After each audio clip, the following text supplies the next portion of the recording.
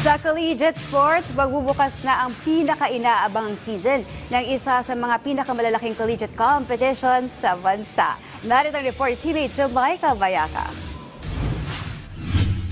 Paparating na sa Espanya. Hindi na matinag ang paghahanda para sa Season 88 ng University Athletic Association of the Philippines o UAAP. Mangunguna sa pag-host ngayong taon ang University of Santo Tomas kung saan gaganapin ang opening ceremony sa September 19. Sa temang Strength in Motion, Hope in Action, layunin ng Season 88 na mas pag-ibayuhin ang determinasyon at pag-asa ng mga kabataang atleta sa kanilang sports journey. Sa isinagawang press conference sa UST, inihayag ng UAAP board na maraming bagong kaganapan ang dapat abangan sa panibagong season. We are really very excited for this.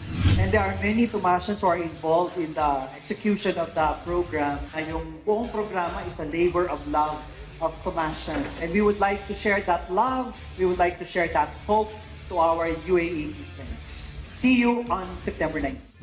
Samantala, bagamat naging usap-usapan ng ilan ang pagdadagdag ng ilang mga Olympic sports sa kompetisyon, iginiit ni Father Rodel Cansancio, UAAP Season 88 President, na nasa proseso pa rin ng programa at niluluto ito sa tulong ng Philippine Sports Commission.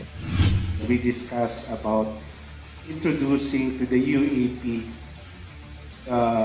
Olympic Alliance sports.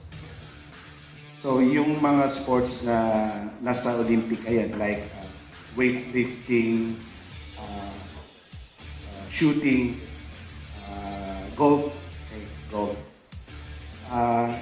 Yeah, we have discussed these proposals coming from PSC, and that's the reason why, on the part of the UAP, we established a technical working group in order to talk about this proposal.